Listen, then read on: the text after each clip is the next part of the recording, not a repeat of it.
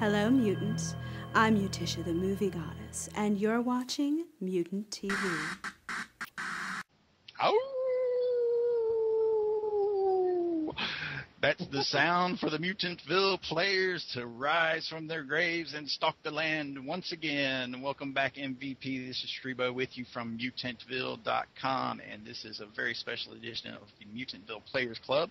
So we are joined today by our good friend, Mr. Michael Ray Williams of the League of Extraordinary Thespians. Michael, thank you so much for joining us today. Very happy to let my hair down with you. Thanks for having me. Thank you. You actually have some hair to let down, too. I do. Now, we had the good fortune to meet you at Con Carolinas this past summer, where we got to see your work in A Few Brains More, which was a really fun zombie movie. I know you're also an actor and director. You're working on your own project, Perception, coming up. And the one you have coming up directly is this Friday with Dr. Horrible's SingAlong blog live on stage. So that's what we want to tell people about. All right. Well, as many of the good people out there know, that Joss Whedon, did the film Dr. Horrible's SingAlong blog several years ago. They put it up on the internet there, and it was a pretty big hit with especially with the comic book fans.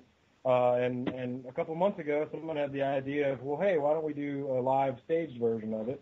So they went through the proper channels and contacted Joss Whedon and his people, and we are very honored to be the first theater company to be given legal permission to do the show live on stage. And what makes it even better is we're doing it for a charity. So we're going to be putting it up there this weekend. We're definitely big fans of Dr. Horrible's Sing-Along blog here at MVP, but for those that are unfamiliar with it, tell them what the plot is, what they're going to see this Friday. Yeah, sure thing. Well, basically, it's a very recognizable story. I mean, everybody's heard it 1,000 times. It is, to quote Joseph Campbell, it's the hero's journey. The big difference this time being that instead of following the superhero or the superhero being the protagonist, the main character, the leading character, is the villain, the supervillain in this universe. And basically, Dr. Horrible is an aspiring supervillain with his own video blog who wants to join the prestigious Evil League of Evil led by the legendary Bad Horse. But his plans, he's constantly getting his butt whooped by the egotistical, superheroic musclehead Captain Hammer.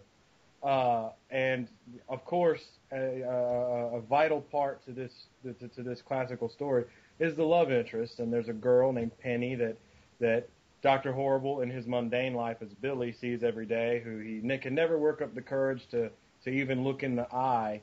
She comes into play, and when Captain Hammer and her inadvertently get introduced, they develop a likeness for each other, and it kind of mucks with Dr. Horrible's head a little bit. And as the show goes on, he gradually becomes more and more evil, and it all sort of culminates to this climactic bit where the audience isn't going to know if he's going to get the girl and kill the hero and reach his goals. So it's a very familiar story, but told in a very unfamiliar and unique way, I think.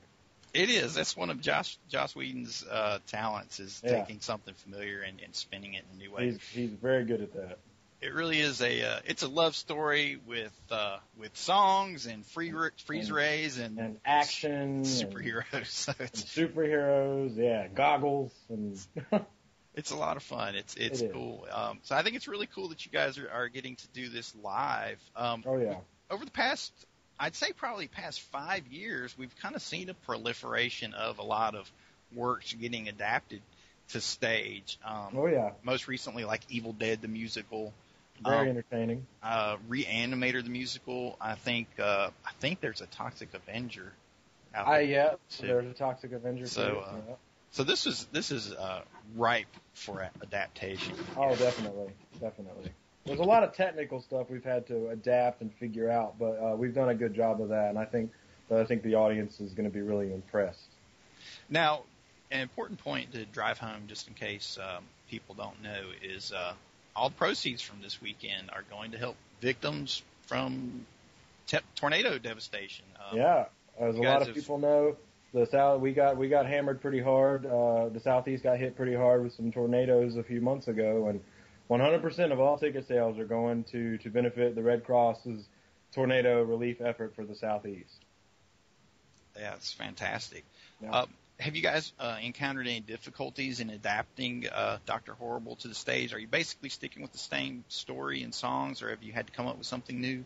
Well, there's always a little bit of difficulty there translating film to stage, because in film, the camera moving around and the background music and the sets all kind of become a character in and of themselves.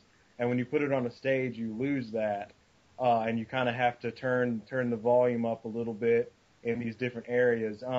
The script has been adapted a little bit because of the area that we're doing the show, Burlington, and because of it being for charity and stuff. They wanted to do a bit more family-friendly version. Now, that doesn't mean that we're doing, it's not all kittens and butterflies or anything. But some of the language has been changed around a little bit. Nothing, I think majorly. We've been able we've been able to do it in a comical, entertaining way. There's a lot of technical stuff that we had to figure out. We've added some songs. We've added a few little scenes to help with transitions. The news anchors, who in the original version you only saw little bits of, they've become a bit more of an important character. And we've added Moist's song, which is on the DVD for the show, which a lot of people may not have heard. It's a very, very entertaining song. And there was a fellow who won the contest that Joss Whedon did to become an honorary member of the Evil League of Evil, and he created this character named Mr. Terrible and wrote this very clever song about Mr. Terrible's audition for the Evil League of Evil, and we've got his permission, and we're incorporating that into the show, and we've bolstered it up a little bit. So it's people who are familiar with the filmed version will come and they'll see something new, I think, and really enjoy it. Well, very cool. It sounds like you're using the newscasters well, perhaps like a Greek chorus. Very much so. In the play, so very good. Well, I'd have to tell you, I would definitely be intimidated adapting a work of Whedon's, because his works are so smart and so funny and clever and very metafictional. I mean, if you have awareness of whatever genre he's working in, specifically this would be superhero genre, you're going to find so many more little things and details that are really going to crack you up and definitely that you can pick up on. So it's very cool. Very strong characters.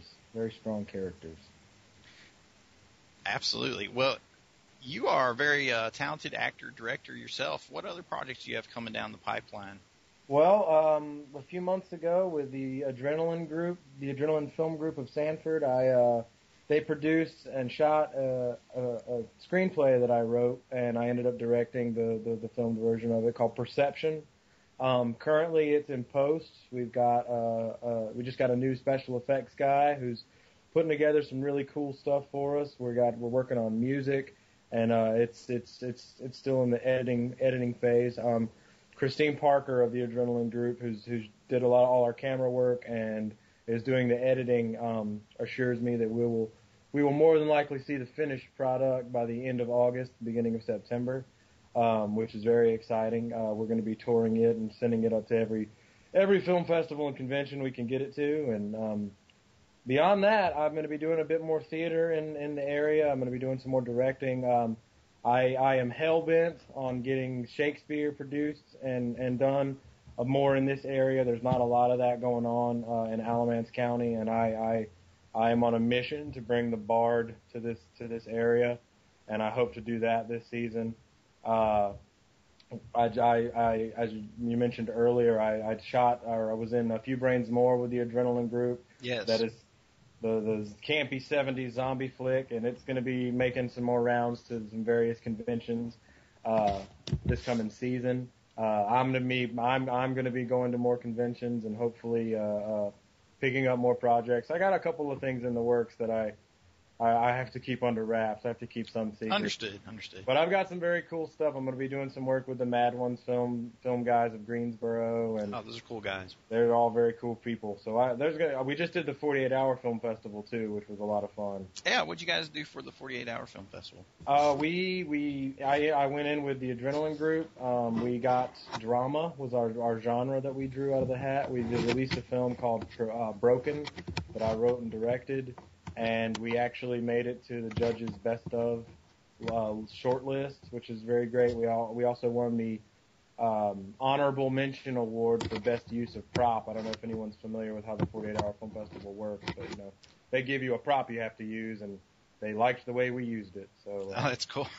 Yeah, we're familiar with it. I'm not a fan of partaking in those things myself. I definitely give kudos to people that run out and do it. It's very stressful, but it can be rewarding in its own right. But it is definitely a stressful ordeal. Well, one thing I want to ask you about are what are the plans for the third part of the Brains Trilogy?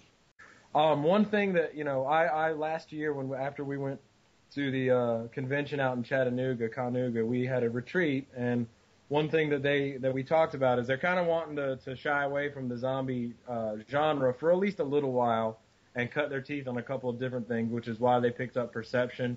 They've actually decided for this year, until the next retreat, which will be in February, they're planning on doing a lot of shorts, and they've talked to a lot of different writers that they know. I've got a horror short that we're going to do hopefully this fall if everything comes together. So that's what they're going to be working on for this year. I'm pretty sure, knowing Bill and Christine, that they've got plenty of ideas for a third in the Brains series, and they seem very happy with the way that this last one turned out, and with all the people who came on board there to make it happen. So I wouldn't be surprised if you see Lily and Jack making a comeback in the next maybe 2 years sometime. Well, I hope so. I think it's a fun series. I had a lot of fun watching it.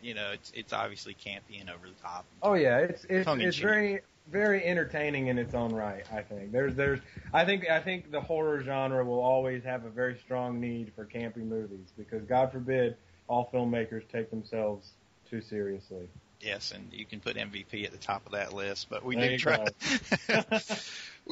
to have some humorous elements and things from time to time. One of our rules that we follow is Roger Corman's guideline to always use comedy when you can to vary up formulas, and it's very important. One of my philosophies as a director, and a writer too, I guess, but mainly I guess it comes into play as a director, is there's a very broad spectrum when it comes to human emotion, and if you don't touch on each one of those emotions throughout your performance, throughout your film or your play, whatever it be, you're not doing your job. I think you should try to cover at least a little bit, as many emotions as you can, because I think that's what makes a project stand out, in my opinion.